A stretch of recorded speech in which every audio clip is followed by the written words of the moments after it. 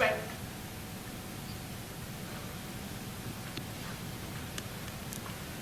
Probably June loved her strength, her destructiveness.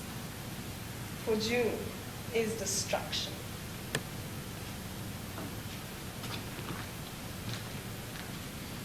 In the cafe, I see ashes under the skin of her face. Disintegration. What anxiety I feel. I want to put my arms around her. I feel her receding into death, and I am willing to follow her. Her tantalizing soul of beauty is dying, and I am willing to follow her. A strange, man-like strength. Does she know how I feel? Immobile and fixed. Lost in her.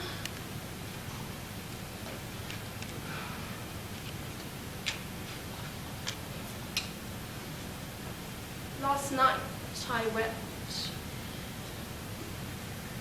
I wept because the process by which I have become a woman is painful. I wept because I was no longer a child, child's blind faith. I wept because my eyes were open to reality, to Henry's selfishness, June's love of power, my insatiable creativity, which must concern itself with others and cannot be sufficient to itself. I wept because I could no longer believe, and I love to believe. I wept because I have lost my pain and am not yet accustomed to its absence. I wept because from now on, I will be blessed. So, Henry's coming this afternoon, and tomorrow I'm going to see Jane. I truly believe that if I was not a writer, not a creator, not an experimenter, I might have been a truly faithful wife.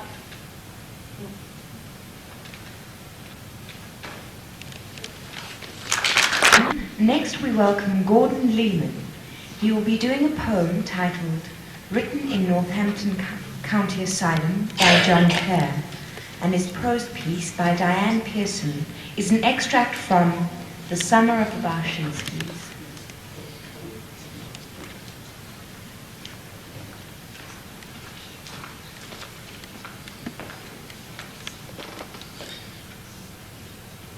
There was a little excited rustle, and the concertinas made a kind of "here we go" noise. They dropped to a gentle background music, and the sisters began a gentle humming. Pilgrim teacher Joe stepped up onto the wooden platform and raised his arms high into the air. "Good people," he trembled. "For some of you are good. Some of you tread the narrow path to Jesus. The hard path, the path strewn with boulders blowing with bitter winds, the storms of Satan raging around your heads. Who?" He lowered his voice and dropped his arms. "Who would willingly choose this path? Who would go naked when they could flaunt themselves in cloth of gold? Who would choose the humble table when the devil offers a feast of rich foods and crimson wines? Who would choose to walk quietly with Jesus when they could join in the revelries of Satan?" He raised his right arm and pointed towards us. "Who, I ask?" And the answer is, not many. His voice began to get louder, and I noticed that little beads of sweat were beginning to gather on his forehead. We were sitting right near the front, as Mother always liked to see who was going up to be saved. In this tent, brothers and sisters, are sinners! You may not think you are sinners, but search in your hearts. I look about me. He did so. And I see more sinners than righteous. I feel in my heart, he beats it, the sinners in here tonight. I know who you are. I could name you. I could walk amongst you and touch your hearts, and you would know that your sin was detected. In this tent, brothers and sisters, are thieves and liars, drunkards and harlots. They are hearts filled with the wicked longings of Satan, and these longings will destroy you. He was shouting, and the concertinas were going at full blast. The sisters were swaying from side to side and singing a heady and compelling melody. I was enjoying it, but not with quite the same uncritical appreciation of other years. For I couldn't help thinking that the music just wasn't as good as Mr. Bashinki's fiddle. Come forward, brothers, sisters, come forward here to me. Let me put my arms about you and bring you to Jesus. Let me show you the way. Let me take your sinful hearts, your sinful thoughts in my own two hands, and let me tell you that Jesus loves you. Come! His arms were held out towards us, the red shiny lining of the cloak glimmering in the naphtha flames. The two brothers had stepped forward and were standing in line with the sisters. There was a great surge of noise, a kind of guttural cry from the congregation, a sense quivering of emotion spreading through the tent like wind through a cornfield. I heard a slight gasp behind me and turned to see Galena swaying slightly in her seat. Her head was thrown back, and her lips were parted. She looked the way she did when she was dancing. Come! Cried Pilgrim Teacher Jones in a great throbbing voice. Come and be saved! Step forward onto the platform, and I shall help you.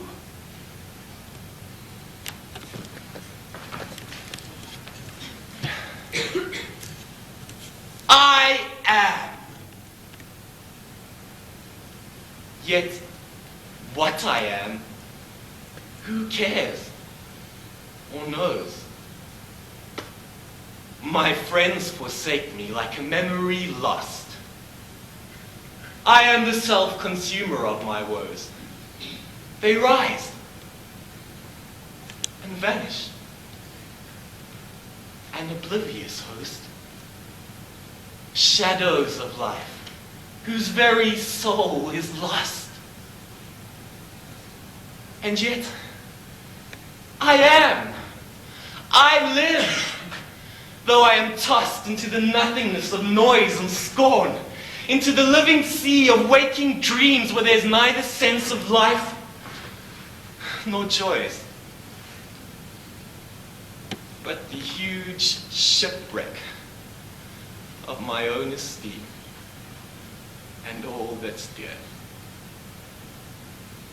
Even those I love the best are strange. Nay, they are stranger than the rest. I long for scenes where man has never trod, for scenes where woman never smiled or wept, there to abide with my Creator, God, and sleep as I in childhood sweetly slept, full of high dreams, unborn. So let me lie, the grass below, above the vaulted sky.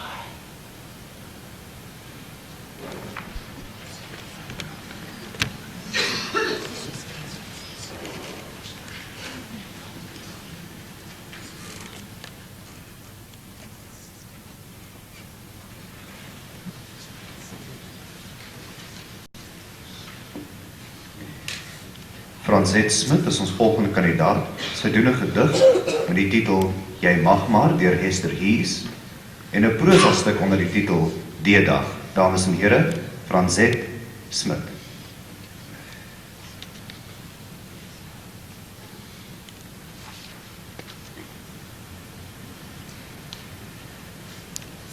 Augustus 1994. D-dag. Dit was alweer sulke tyd. Kleinsus se verjaarsdagparty. Klokslag 14:30 en die lang slap motors voor ons deur stil gehou en fyn uitgevatte mammas en hul halfsterrige kleuters is uitgespoeg. Ma was soos gewoonlik so baie senuwees dat mense kon sweer dit sy die koningin van Engeland vandag. Mariana, is jy seker die honde is toegemaak en hou vir klein Bessie van tannie Bessie in die eetkamer? Sy eet haar altyd so. Sy het laas jaar mal geword op ons nuwe mat. Ontspan maar, dis net 'n kinderpartytjie. Jy weet nie hoe dit is nie, kind. Mens word gemeet aan die klasse. Klein Bessie, die oorete, en haar oorgewig mamma het eers daar gekom en van ver af kan jy die ou vraat hoor skree. Ek wil drankie, ek wil drankie, ek sê makkie, ek weet nie makkie, ek wil Somme met die intrapslag begin tannie Bessa verkondig. Ek's nou op die wonderlike nuwe dieet. Net piesangs en melk en ek het al 2 kilogram verloor. Kan julle sien? So hier langs. Volgende het mevrou professor Boys en haar klein Matthys opgedaag. Laasgenoemde, fyn uitgevat in 'n wit pakkie met 'n rooi striktassie. Matthys, 'n begaafde kind, en deeglik bewus daarvan, val sommer dadelik weg met: my pappa het vir my 'n rekenaar gekoop en ek skryf al klaar my eie programme. Ma het verwonderd rondgekyk en hard probeer dink om iets intelligents te sê. Haai, begin hulle al so vroeg met computers? Waag, sy dit. Nie computers nie, Tannie. Rekenaars. Computers is Engels. Mevrou professor Buys kyk liefdelik na haar slim buisie. Het is nooit te vroeg om te begin nie. My man sê, die nuutste navorsing toon dat begaafdes moet gestimuleer word voor skoolgaande ouderdom. Anders verwezen ek hulle nooit hulle volle potensiaal nie. Nee, mama, so koek sê. Tannie Monique is die kunstenaar van ons dorp. Sy is die enigste een wat dit sal waag om alle konvensies oorboord te gooi. Met 'n verbleikte Janna en 'n baie groot hemp kom sy daaraan, boog op die kop. Sleeping in my car, la la la la la. Haar klein Vanessaatjie is die voorwaarste onder die voorwaarstes. Hallo, hier, ons is hier. Laat sy almal weet dat sy na ma gearriveer het. Sy kyk my takserend op en af. Jy het 'n buisie op jou neus. Dis van te veel soetgoed eet en vleis. My ma sê, julle moet word soos ons. Ons is vege. Ma, wat is ons nou weer? Tannie Marie se klein klewertjie het intussen beskei tussen 'n BMW en 'n Merc ingedring. 4 kinders onder 6 het nakneus uitgepeel. 3 nog in doeke. Van ver af hoor jy haar al baba op die arm organiseer. Marie dra koeksies se bottels. Martin, dra die doeksak. Tot in my kous ook nog. En Marie, bring die boks tissues. Marie, wie is jou neus af, kind? Nie jou rok nie. Martin, onthou. Jy mag nie die ander kinders byt nie, en jy mag nie sit aan die Bessie se stoep. Nodeloos om te sê, het Martin pyl reguit na Tannie Bes gehardloop, haar stip aangestaar en hard en luid gesê: Jy's nog vetter as laas. Jy word al vetterder en vetterder. Maar Martin, ek mag nie vir jou sê jy is vet. Gelukkig het klein Susara 'n opperste klein klikpad op die stadium ingestorm met die blye tande. Ludwig het sy broek nat gepiepie en Marlene het genaar op die gras. En Tessie het gevloek. Regtig erg. Sy het gesê Tessie se ma het hard en aanhoudend begin praat om die vloekwoord van haar telg uit te doof. Minute later sit elke dame met een van ma se beste uitspergkoppies in die hand haar eie praat en praat, toe Sarah weer instorm met die jongste bulletin. Bessie nou ook in die eetkamer op die stoel en Pieter het vir Annie met koek gegooi en Sarah het so net die kat in die swembad gegooi sonder sy vlekkies en lyk nie hy het swemlesse gehad nie, want sy sink. 6 gevegte, baie trane en 2 ure later is dit 5 uur en die laaste oorblywende brawe vertrek. Ma lyk 10 jaar ouer en ek kan sien sy ontwikkel een van haar hoofpyn. Dit het goed gegaan, ma. Hulle het dit geniet, regtig, beloof. Jy weet nie hoe dit is nie, kind. Mens word gemeet aan die klasding. Ons is weer geweg in te lig gevind. Maar volgende jaar 7 Augustus, probeer ons weer.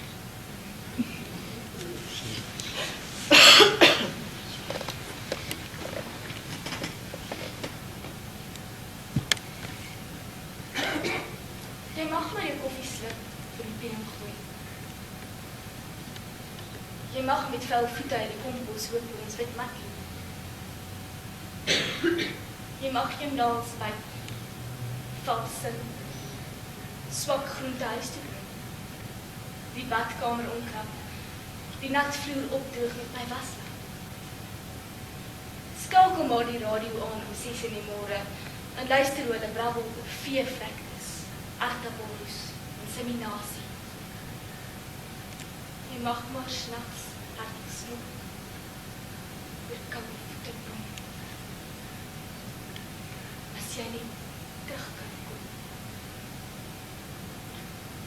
Of die dood van Riet en as prosastuk die selfmoord deur Tenis Engelbreg.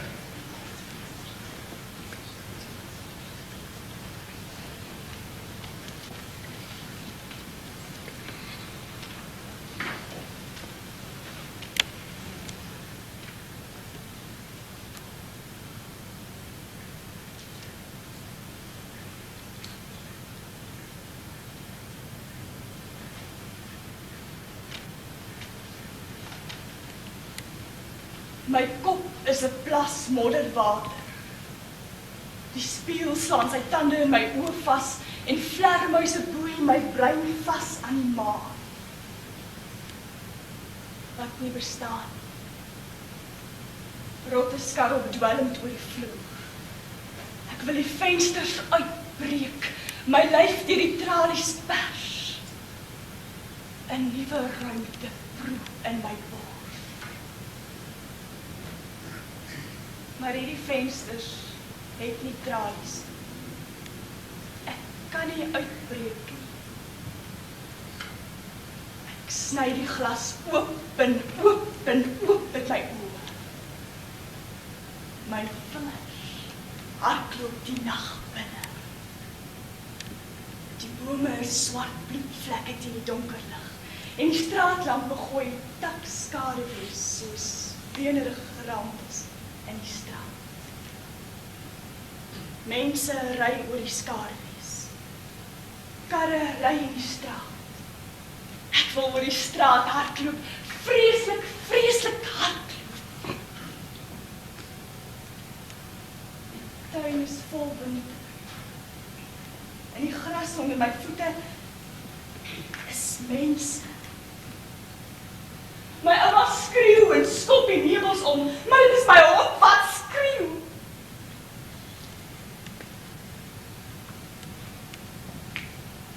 Die almal stikkend van kou. Ek klouter teen 'n lamppaal op en trek al my klere uit. Naak word ek die donker ingeneem en vlieg met my lui longe. Niemand is ergens. Die wind waai my soos 'n blaar van die lamppaal af, tot in die badkamer, waar oral teen die mure en vloer en vensters en spieëls in dik strome bloed geskryf is. Ek is moeg om 'n leepkop te hê. I am an animal. Ek kan nie weghardloop nie. Ek kan nie.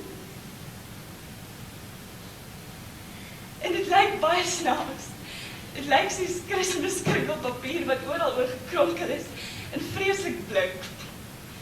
Kom maar wat getrou is. Stille nag. Heilige nag. Stille. Stille. Stille, stille, stille, stille, stille. Stil.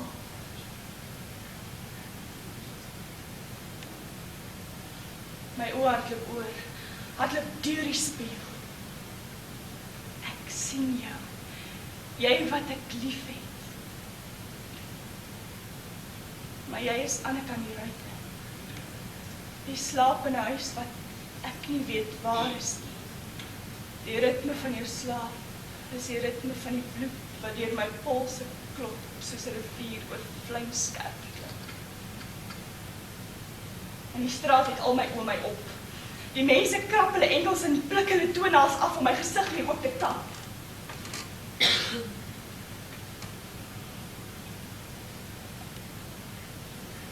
Die wind waai al lankal nie meer. Die wind bestaan nie meer.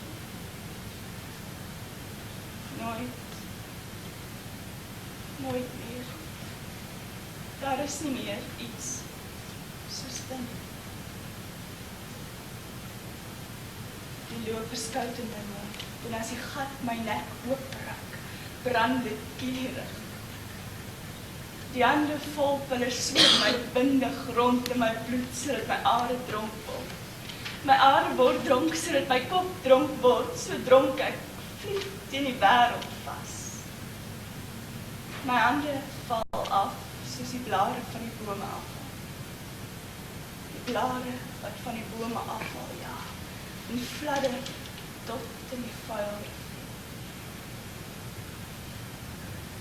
Dit is so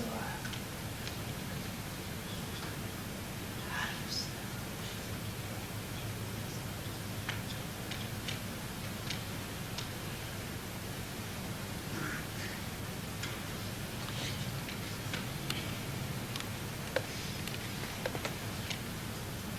Op die dood van Red deur die Jaspers.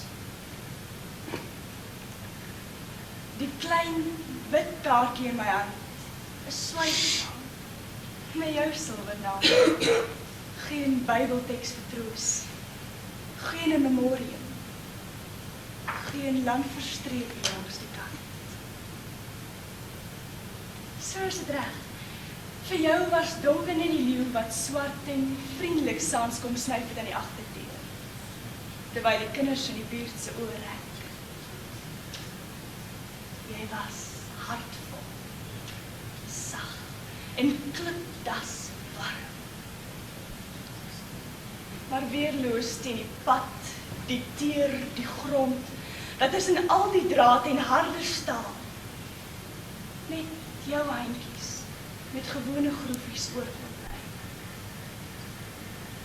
Of was die dood genadiglik die skans, wat jou vroegtydig reeds moes veilig hou, teen elke voet wat na hond sou skop, elke koel deur die borsie van 'n duif, elke hand wat diertjies op sou stop om in museums na mens te kyk,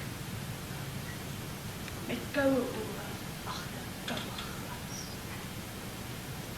Wat staar die silwer letters op die droom? Jou kat skuur spin teen my been, en helder in my sing ons liedjie weer. Almal dra 'n jas. 'n Jas wat netjies pas.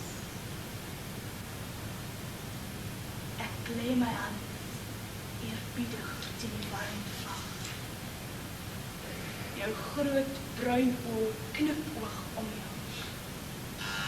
En ek hoor jou saggies lag. Riandi Visser's poem is titled Who Are You by Jacqueline Clue, and her prose piece written by Geer du Plessis is called Ek Ok.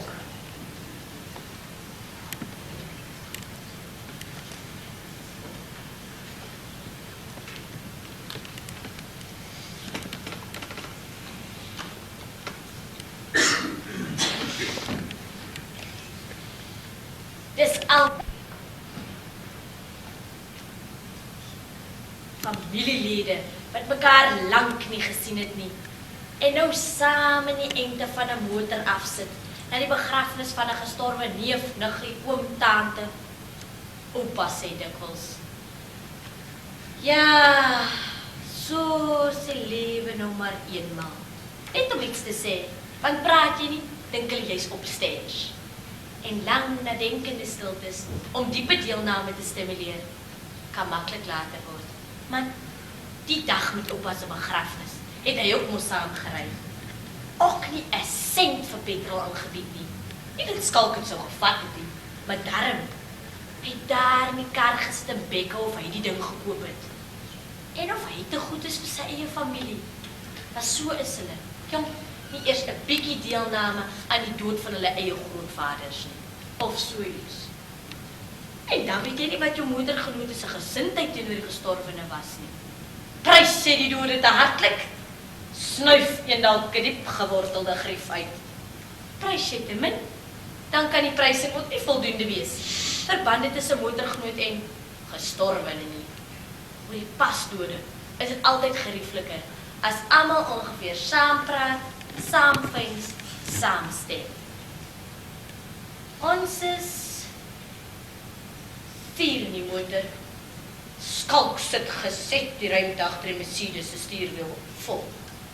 Lala het 'n rouhoed op by die swart en die wit van haar rourok. En hier agter langs my, in sy eie wêreld, sit Sammy. Skalk en Lala moet so in die 50 wees. En Sammy so 13, 14. Want hulle was lank kinderloos. En Sammy is na Lala se 40ste verjaarsdag gebore.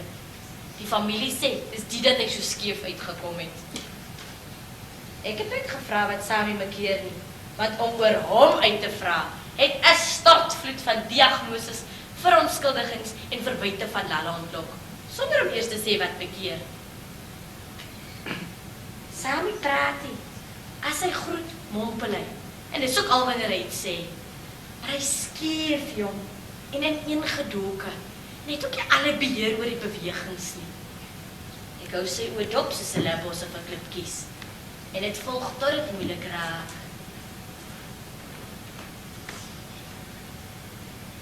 Agtertoe. En swaai sy oor vorentoe om die volgende voorwerp te vang.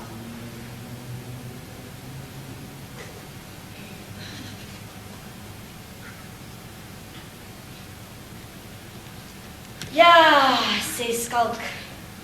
Daar is die woorde vir hierdie smart nie, my vrou. Hoeveel keer al, by die dood, het ek daar gestaan en wonder waar die mens die woorde sal kry, om al hierdie lyde en die smarte van pyn en die dood mee te sê.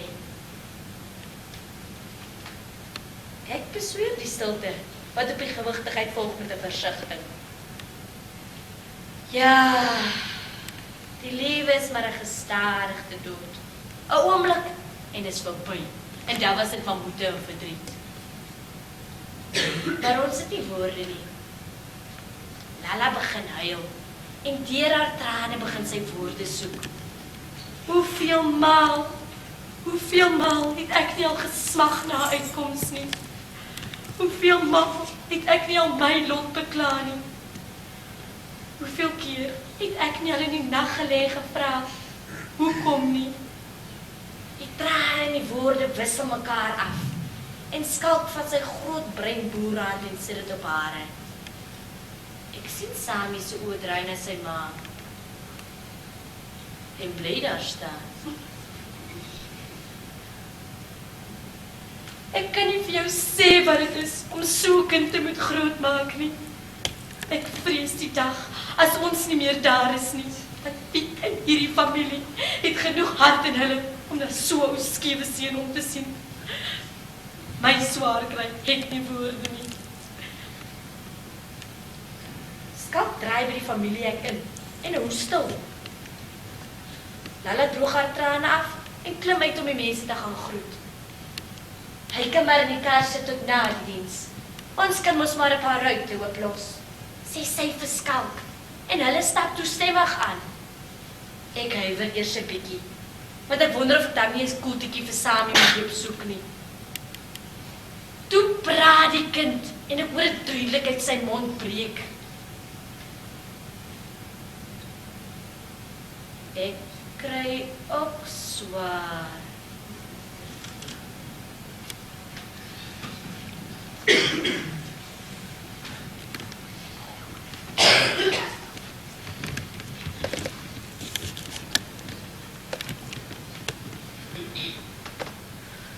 It is cold.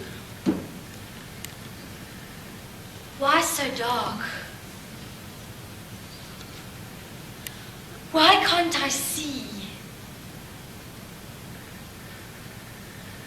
Answer me. Help! Is there anyone out there? Anyone at all? I can hear something. Someone. What are you? Who are you?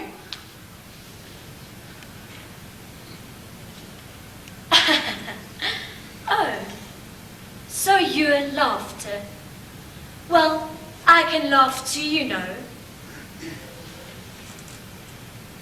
What did you say? Love. Love, you say. I am so sorry, sir. I can't give you a lift. I am definitely not going that way. What is this? Kindness? Don't fib. I know kindness does not exist. I'm happiness. A great big black sun. We all live in darkness, don't we? Well, come on. Respond, damn it.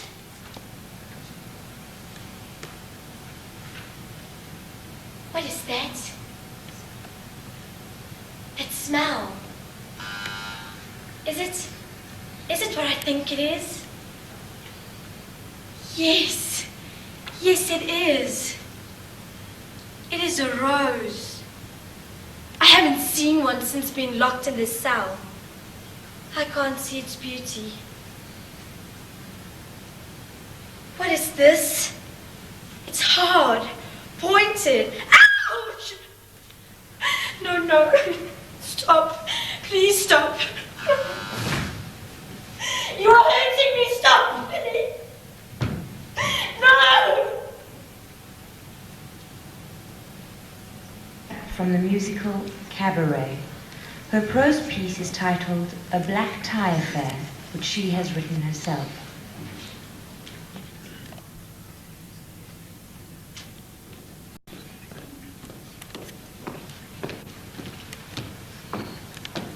Welcome, ladies and gentlemen. Tonight I want to introduce you to two interesting young people.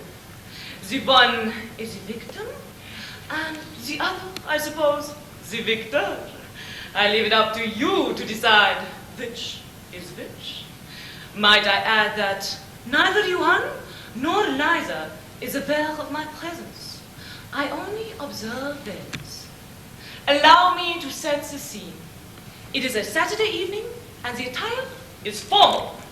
As one could have thought, our own little Liza is dressed in the usual formal manner. Black tie. Oh, for God's sake, Johan. This is black black tie, isn't it? And if it's too much for you, well, perhaps we should just break up. Ooh, she told him. Liza, come on, calm down. I just thought a tux might be a bit inappropriate. I never meant to offend you personally, honey.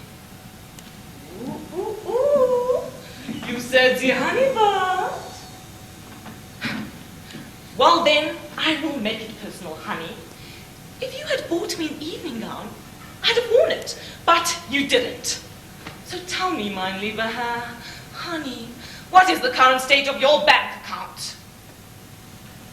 Now, I am only a camera with its shutter open, quite passive, recording, not thinking. But mein lieber Herr should have seen this coming. My bank account. Why so surprised, mein Herr? Why so surprised, mein Herr? You do have one, don't you? Liza, I told you that things weren't going too well. Well, it went worse. Money. Seems Johan is forgetting what makes the ball go around. No, Johan, I have had it. I know you never promised me a rose garden, but in your eyes, everything I like is either illegal, immoral, or fattening. Today, I draw the line. Just get a life.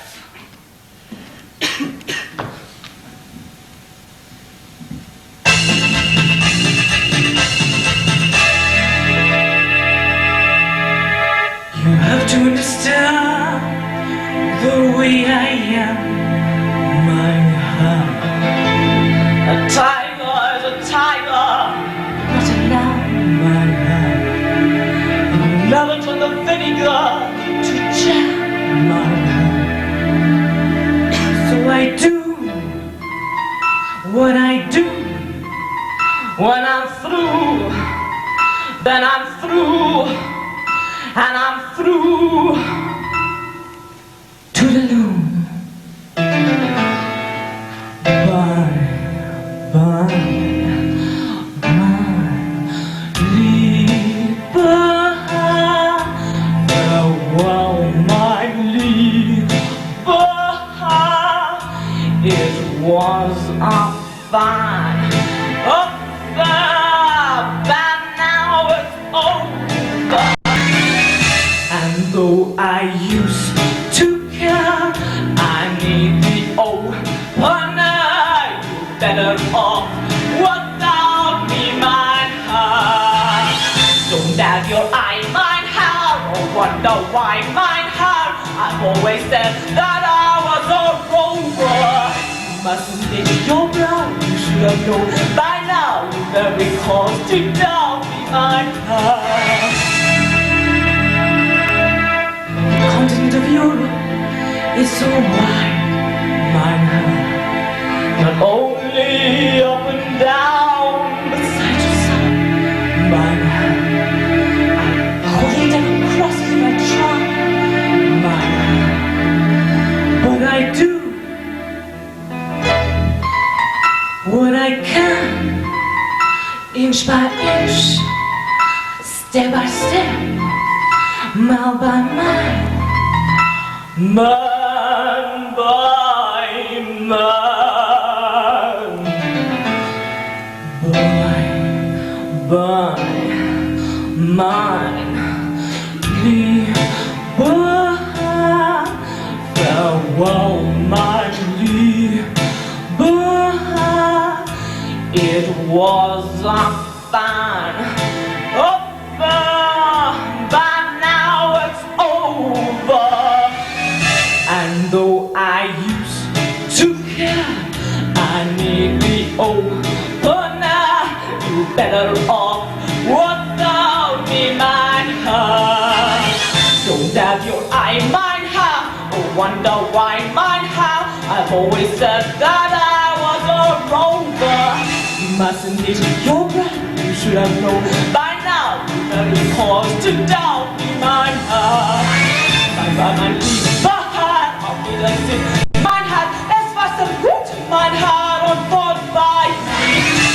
behold, mein Herr, ach lieber wohl, mein Herr, und so schießt mich, Melcher, mein Herr.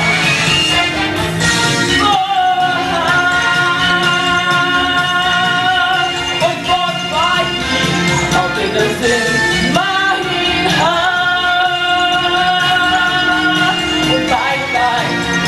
Und bei man liegt, Herr,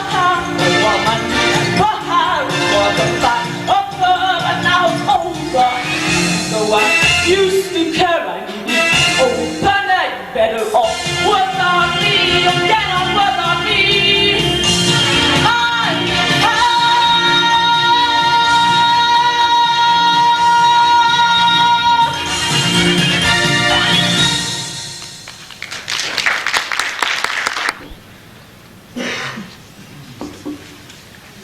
Our following candidate is Sunette Jansen van Frieden. She will be singing Everything I Do It For You by Bryan Adams. Her prose piece is an extract from Kringe in 'n Bos by Darlene Mateer.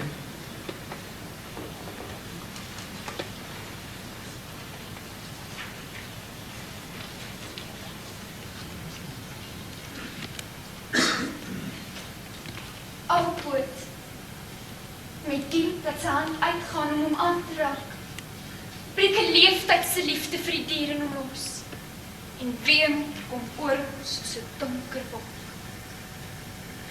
Ou droom olifant van kindertyd, ou poot, die mees gevreesde een, dierbroer in maskalstaal, boskoning, en hy, Saul Barnard, raak hom aan.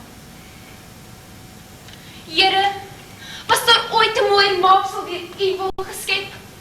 Was daar ooit 'n mooi maaksel deur die mense wil vernietig?